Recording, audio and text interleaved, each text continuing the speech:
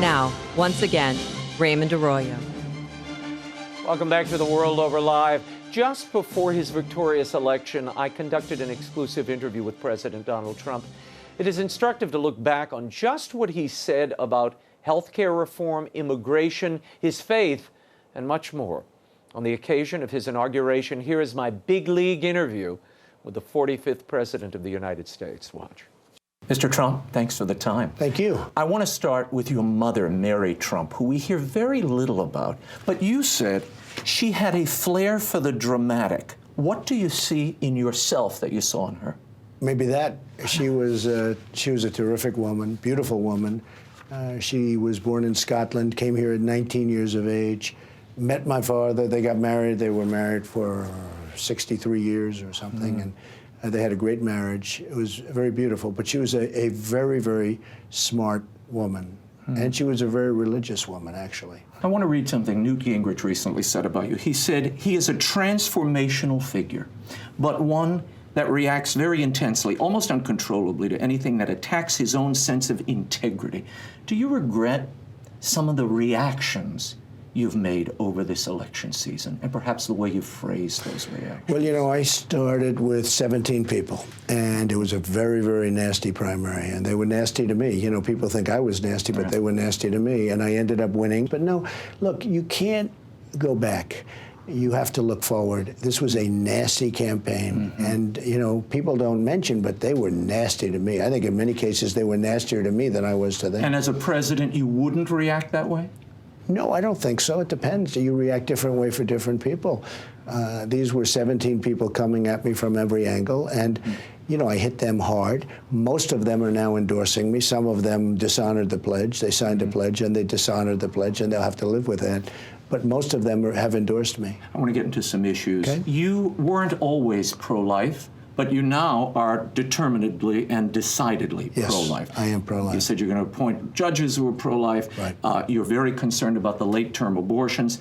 What was the moment that changed your thinking, your heart on this? Well, there were a number of moments, but one was a couple that I know very, very well. And you had a strong pro-life and you had a strong pro-choice. And they argued over, the mother was pregnant. They argued over the child.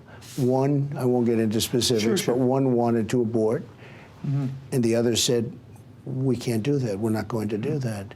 Anyway, they had the baby. It's a long time ago, and the baby is such a magnificent person who I know, a magnificent person. And the person that was actually pro-choice is now pro-life because of it. And it had a big effect on me. But I've seen other examples similar to that, but I've seen other examples. So it was a personal change. It was a personal change. And, you know, Ronald Reagan made that personal change, too. Right. Many people have made the personal change. I mean, some make the personal change the other way also. Right. But I made the personal change, and I'm very happy with it. Tell me about religious liberty. I know this has become a growing concern for you, particularly for so many faith-based voters and people who are in nonprofits, religious service people, whether it's the Little Sisters of the Poor or you know, these private businesses who are religiously motivated. They feel this Obamacare mandate, which demands contraceptive and abortifacient services as part of insurance, is intrusive. What would you do as president? Well, let me tell you, religious liberty itself, take it in the biggest picture, is in tremendous trouble, okay? I mean, religious liberty in this country is in tremendous trouble. You mean expression of religion? I'm talking expression, and I'm talking anything else you want to talk about.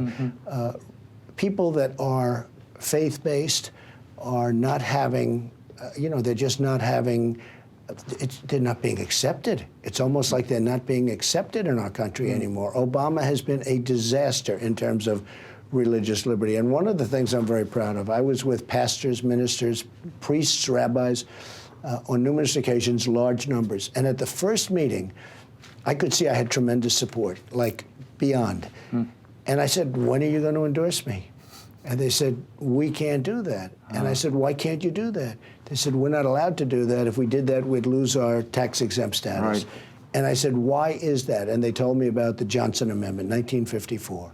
And I thought about it for a month, and we had a meeting again, 56 different pastors, ministers, et cetera. And I said, we're going to get rid of the Johnson Amendment because our pastors and ministers should have the right to go out and speak their minds. These are the people we respect.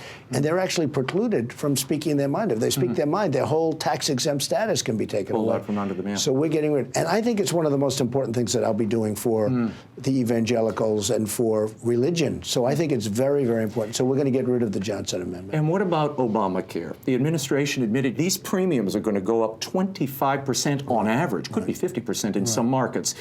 Given that and this religious objection to the Obamacare mandate, what are you going to do as president? Obamacare is killing our country. It's killing our jobs. It's a disaster. I've been saying it for a long time. I've been talking about it for a long time before it was even approved. Whether it's healthcare savings accounts, or, by the way, there are many things, but healthcare savings accounts are phenomenal. You have to break up the lines between the states so that we have competition. Once you create competition, those numbers will go so low, but you have to repeal and replace Obamacare. It's a disaster. And the number of 25%, Washington came out, say, I'm sorry to say your number's going up 25%. It's wrong. It's going up 50%, 60%, 70%, and next year it's going to go up again. It's going to get worse. And Hillary Clinton wants to keep Obamacare going, and people are going to be paying hundreds. I mean, when you really look at it, they'll be paying 150%. It doesn't work. It's no good on its face. It doesn't work. Never would have worked. Should have never been approved. It was approved by a lie. I mean, let's face it. At the last presidential debate, Donald Trump was asked this question.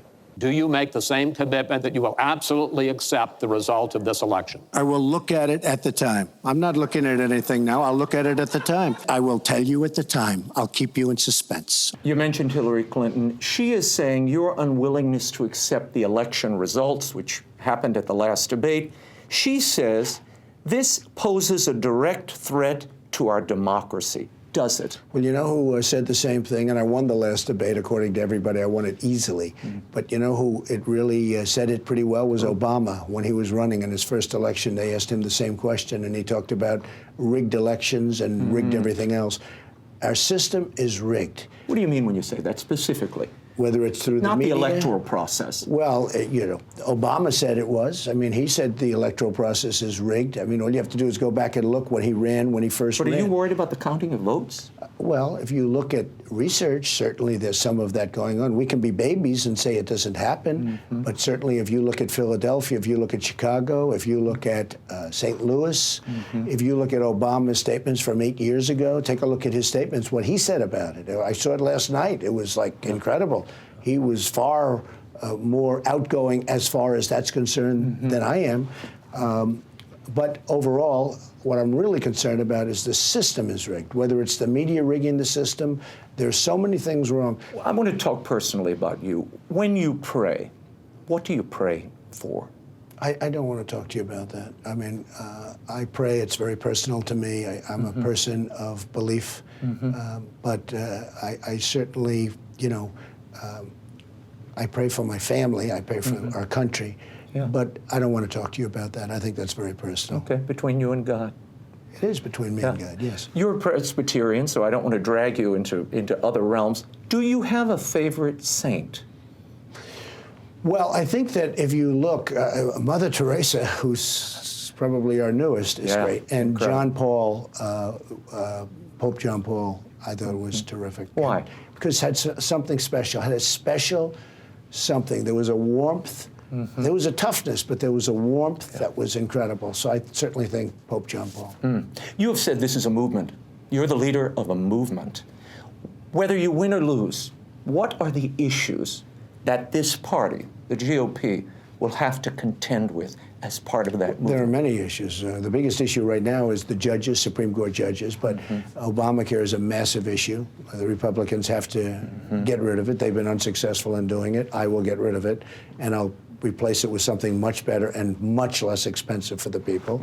Jobs have to stop leaving our country. Our military has to be rebuilt, and we need it's been very depleted. The military has to be rebuilt. We have to take care of our vets.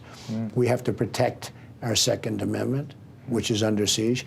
And we have to have strong borders. Right now, people are pouring into our country. Drugs are pouring into our country.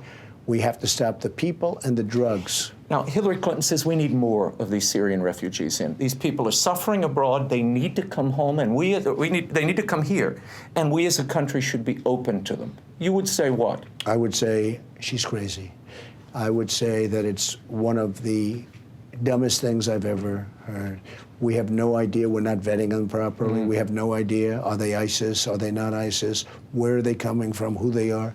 We're taking them in by the tens of thousands right now, and Hillary Clinton wants to upgrade that by 550%. I would say to you, it's crazy to be doing this, and I will stop it immediately. We will not have radical Islamic terrorists coming into our country, and some of them will be radical Islamic terrorists. And then there is this.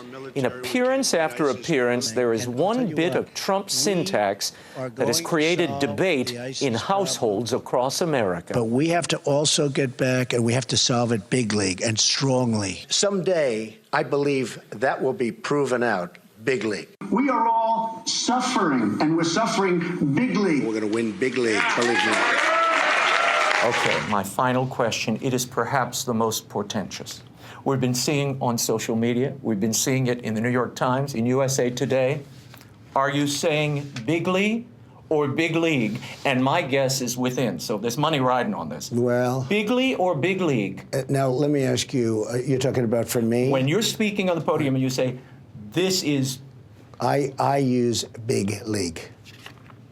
I was Good. right. Okay, good. Big league, you've settled it. Okay, thank you. you.